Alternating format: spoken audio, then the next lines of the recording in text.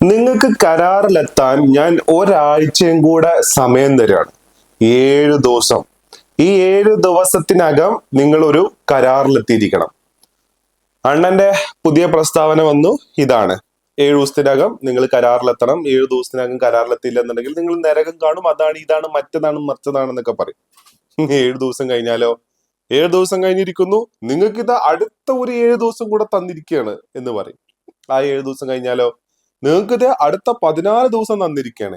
ഇത് ഇങ്ങനെ ഇങ്ങനെ ഇങ്ങനെ ഇങ്ങനെ ഇങ്ങനെ പോകും. പുതിയ പ്രസ്താവനയാണ് ഇപ്പൊ വന്നേക്കുന്നത്. കരാറിലെത്താൻ 7 ദിവസം. അതായത് അമേരിക്ക മുന്നോട്ട് വെച്ചിട്ടുള്ള ആ പോയിന്റുകളിൽ ഇറാൻ എത്രയും പെട്ടെന്ന് അതിലൊരു മറുപടി നൽകണം. അത് മിക്കവാറും പാകിസ്ഥാൻ അസിം മുനീർ വഴിയായിരിക്കും ആ മറുപടി നൽകുക. അപ്പൊ ആ മറുപടി നൽകണം എന്നുള്ളതാണ് ഇപ്പോ പറഞ്ഞിരിക്കുന്നത് എന്നുള്ളതാണ്. അതായത് ഇറാന്റെ സമ്പുഷ്ടീകരണം നിർത്തിവെക്കണം. അതേപോലെ തന്നെ ഇറാനിൽ നിന്നുള്ള യുറേനിയം മാറ്റിവെക്കണം. പിന്നെ അതേപോലെ തന്നെ അത്തരത്തിലുള്ള കുറെ കാര്യങ്ങളാണ് ഇപ്പോ വന്നിട്ടുള്ളത്. അപ്പൊ അതെല്ലാം നിങ്ങൾ ചെയ്യുകയാണെന്നുണ്ടെങ്കിൽ നിങ്ങളുടെ ഫോറിൻ അസറ്റ് വിട്ടു നൽകും, നിങ്ങൾക്കെതിരെയുള്ള ഉപരോധം അവസാനിപ്പിക്കും. അതേപോലെ തന്നെ ഇറാന്റെ ന്യൂക്ലിയർ റിഫൈനറീസിലെ ഒരു അന്താരാഷ്ട്ര സംഘത്തെ പരിശോധിക്കാൻ വേണ്ടിയിട്ട് അനുവദിക്കണം.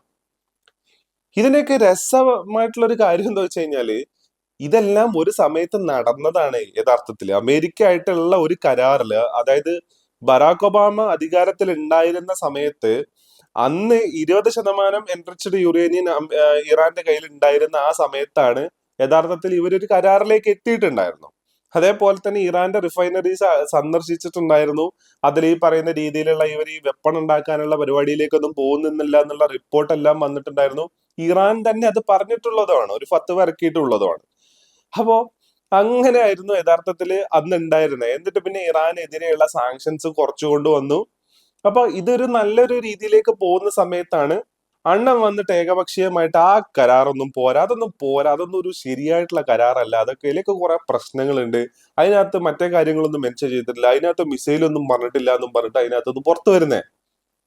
മാത്രമല്ല, ഈ ഒമാനിൽ ചർച്ച ചെയ്തുകൊണ്ടിരിക്കുമ്പോ ഇവര് ഒരു രാജ്യവും അംഗീകരിക്കാത്ത രീതിയിലുള്ള കാര്യങ്ങൾ പറയും, എന്നാൽ ഇറാൻ അതൊക്കെ അംഗീകരിക്കുന്ന രീതിയിലോട്ട് പോവുകയും കൂടെ ചെയ്തപ്പോഴാണ് പുറകിൽ നിന്ന് പോയി കുത്തിയത്.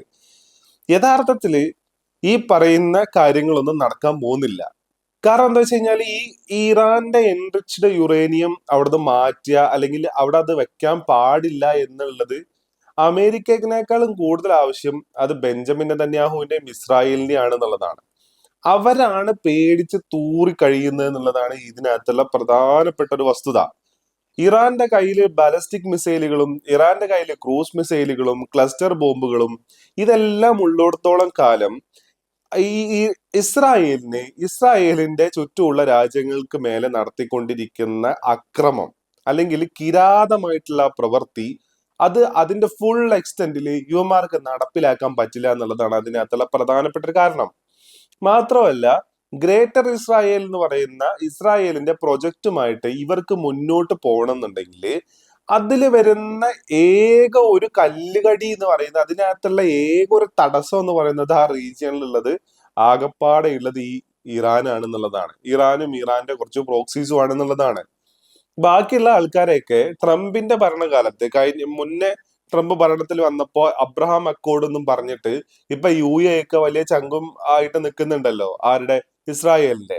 ഈ പറയുന്ന സൈനിക എന്താണ് എക്സ്ചേഞ്ച് വരെയുള്ള, അല്ലെങ്കിൽ അത്തരം കാര്യങ്ങളിലുള്ള സഹായം വരെ ഇസ്രായേല് UAEക്ക് നൽകുന്നുണ്ട്. അപ്പൊ ആ രീതിയിലോട്ട് കാര്യങ്ങൾ എത്തിച്ചു എന്നുള്ളതാണ്. അപ്പോ ആ സമയത്താണ് ഇറാന് അവിടെ ഒരു വലിയ ബാരിയർ ആയിട്ട് അവിടെ നിൽക്കുന്നത്. മാത്രമല്ല, ലോകത്തിലെ തന്ത്രപ്രധാനമായിട്ടുള്ള ഒരു ഒരു ഒരു ഒരു പോയിന്റിനെ കൈകാര്യം ചെയ്യാൻ ശേഷിയുള്ള ലെവലില് ഇറാൻ അവിടെ അങ്ങനെ നിൽക്കുകയാണ് എന്നുള്ളതാണ്. അപ്പോ ആദ്യം മുതലേ തന്നെ ഏകദേശം 10-20 വർഷമായിട്ട് തന്നെ ഈ ഇറാനെ ആക്രമിക്കണം, ഇറാനെ ഇല്ലാണ്ടാക്കണം, ഇറാനെ തീർക്കണം എന്നുള്ള പദ്ധതി ഇസ്രായേലിന് ഉണ്ടായിരുന്നു. പക്ഷേ ലോകത്തിലുള്ള ആളുകൾക്ക്, അതായത് തലച്ചോറിനകത്തും കുറച്ചും കൂടെ ഒരു മൂളയുള്ള ടീമുകൾ ഉണ്ടല്ലോ, ഈ തലക്കകത്ത് തലച്ചോറുണ്ടാവും, അത് മര്യാദക്ക് വർക്ക് ചെയ്യുന്ന കുറച്ച് ടീമുകൾ ഉണ്ടാവുമല്ലോ. ആ ടീമുകള് അന്ന് തന്നെ പറഞ്ഞിട്ടുള്ള ഒരു കാര്യമാണ്, ഇറാനെ ആക്രമിക്കുക എന്ന് പറഞ്ഞാൽ അത് ഏകദേശം ആത്മഹത്യക്ക് തുല്യമായിരിക്കും. ഇറാൻ ആക്രമിച്ചാൽ ജയിക്കാനുള്ള ഒരു സാധ്യതയില്ല എന്നുള്ളത് അന്നേ ലോകത്ത് തലയും തലച്ചോറും ഉള്ള ടീമുകൾ പറഞ്ഞിട്ടുള്ളതാണ്. കാരണം ഹോർമോസ് എന്ന് പറയുന്ന ചോക്ക് പോയിന്റ് വെച്ച് ഈ ഇറാന് ബലപേശൽ നടത്തും. ആ ബലപേശലിനോട് പിടിച്ചു നിൽക്കാൻ നമ്മളെ കൊണ്ട് പറ്റില്ല എന്നുള്ളത് അന്നേ ആൾക്കാർ പറഞ്ഞിട്ടുള്ളതാണ്. ഇത് ലോക സമ്പദ് വ്യവസ്ഥയെ തന്നെ തകിടം മറിക്കുന്ന രീതിയിലേക്ക്, മാറ്റങ്ങൾ വരുന്ന രീതിയിലേക്ക് കാര്യങ്ങൾ മുന്നോട്ട് പോകുന്നുള്ളതാണ്. ഇപ്പൊ 2010 ഒരു അമേരിക്കൻ ഒരു ഈ പറഞ്ഞ രീതിയിലുള്ള കാര്യങ്ങൾ അസെറ്റ് ചെയ്യുന്ന ഒരാൾ, പേര് മറന്നുപോയി, പുള്ളിയുടെ ഒരു പ്രസംഗം ഇപ്പോ വരുന്നുണ്ട്. അന്ന് 2010 ഇത് പറഞ്ഞിട്ടുണ്ട്. ഈ ആശയമായിട്ട് അമേരിക്ക അന്ന് മുന്നോട്ട് പോകുന്ന സമയത്ത് അത് പറ്റത്തില്ല, ഇത് നമ്മുടെ ബാക്കിൽ തന്നെ ഇട്ട് കുത്തുന്ന പോലെ ആയിരിക്കും ഈ ഒരു തീരുമാനം കൊണ്ട് പോയാല് എന്നുള്ളതാണ്. ആ അപ്പോ അതിനെയാണ് നെതന്യാഹു വന്നിട്ട് ട്രംപിന്റെ അടുത്ത്, അണ്ണ ഇത് സൂപ്പർ ഐഡിയ ആണ്, ഇത് കൊള്ളാം, സൂപ്പർ സാധനമാണ്, നമുക്ക് 2 ആഴ്ച മതി എന്നും പറഞ്ഞിട്ട് ചെന്നതാ. എവിടെ 2 ആഴ്ച കഴിഞ്ഞ് 7 ദിവസം 7 ദിവസം 14 ദിവസം 20 ദിവസം എന്ന് പറഞ്ഞിട്ട് അണ്ണൻ അങ്ങനെ നീട്ടി കൊടുക്കുകയാണ്. അതിന്റെ ഇടക്കൂടെ വന്നിട്ട് ഇതേ കുറെ ഭീഷണികളും മറ്റതും മറിച്ചതൊക്കെ ആയിട്ട് ഇടും. അതിന്റെ ഇടയ്ക്ക് അമേരിക്കൻ മാധ്യമങ്ങൾ ഒരുപാട് ഇൻവെസ്റ്റിഗേറ്റീവ് ന്യൂസ് റിപ്പോർട്ടുകൾ പുറത്തു വിടുന്നുണ്ട്. ഈ സാറ്റലൈറ്റ് ഇമേജുകളെല്ലാം യൂസ് ചെയ്തിട്ട് എത്രത്തോളം തിരിച്ചടിയാണ് അമേരിക്കക്ക് ഇറാനിൽ നിന്ന് കിട്ടിയിരിക്കുന്നത് എന്നുള്ളത്. വെറുതെ ഒന്നുമല്ല ഇവര് ഈ ഇറാൻ ഇതിനെത്ര നിഷേധാത്മകമായിട്ട് അമേരിക്കയോട് സമീപിക്കാൻ ഉള്ള റീസൺ എന്ന് പറയുന്നത് വെറുതെ ധൈര്യം വെച്ചിട്ടല്ല. ആവശ്യമില്ലാതെ വെറുതെ ധൈര്യം തന്ന മനുഷ്യനെ പേടിപ്പിക്കുക ആ പരിപാടിയൊന്നും അല്ല.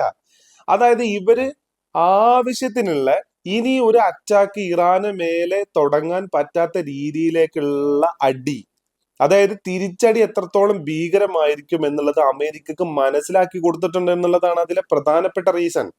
അവസാനം ഞാൻ ഇന്നലത്തെ വീഡിയോയിൽ പറഞ്ഞ പോലെ UN ഒക്കെ എന്തിനാണ്, UN ഒന്നും ആവശ്യമില്ല എന്ന് പറഞ്ഞ ട്രംപ് അവസാനം UN അടുത്ത് പോയിട്ട് അണ്ണ ടീമെ ഒന്ന് സെറ്റാക്കിത്താ എന്നും പറഞ്ഞിട്ട് ഇപ്പൊ പോയേക്കുവാണ്. അപ്പൊ ആ രീതിയിലേക്ക് കാര്യങ്ങൾ മാറി മറിഞ്ഞു എന്നുള്ളതാണ് നമ്മൾ ഇതിനകത്ത് മനസ്സിലാക്കേണ്ടത്. അപ്പൊ അതിന്റെ ഇടയ്ക്കാണ് പുതിയ ഭീഷണിയായിട്ട് വന്നേക്കുന്നത്, ഇറാൻ കരാറിലെത്താൻ 2 ആഴ്ചത്തെ സമയം മാത്രം നൽകുന്നു എന്ന് പറഞ്ഞു വന്നേക്കുന്നത്. 2 ആഴ്ച അല്ലെങ്കിൽ 1 ആഴ്ചത്തെ സമയം, 7 ദിവസം. അത് കഴിഞ്ഞ് കഴിഞ്ഞാൽ അടുത്ത 7 ദിവസം പോകും, പിന്നെ 7 7 14 ദിവസം കൂടെ പോകും. നിങ്ങളൊന്ന് ആലോചിക്ക്, നിങ്ങളൊന്ന് ചർച്ച ചെയ്യ് എന്നൊക്കെ പറഞ്ഞിട്ട്. അപ്പൊ ഇതാണ് ഇപ്പൊ നടന്നുകൊണ്ടിരിക്കുന്നത് എന്നുള്ളതാണ്. ഇയാളുടെ വാക്കുകളും ഇയാളുടെ പ്രവർത്തികളൊക്കെ ലോകത്തിലുള്ള ഏറ്റവും വലിയ കോമഡി പീസ്, ഏറ്റവും വലിയ കോമഡി പരിപാടിയായിട്ട് മാറി എന്നുള്ളതാണ്. ഇത്രയേറെ വിലയില്ലാത്ത ഒരു അമേരിക്കൻ പ്രസിഡന്റ് അമേരിക്കയുടെ ചരിത്രത്തിൽ ഉണ്ടായിട്ടുണ്ടോ എന്ന് ചോദിച്ചു കഴിഞ്ഞാല് നോ, ഇല്ല എന്നുള്ളതാണ് അതിന് ഉത്തരം.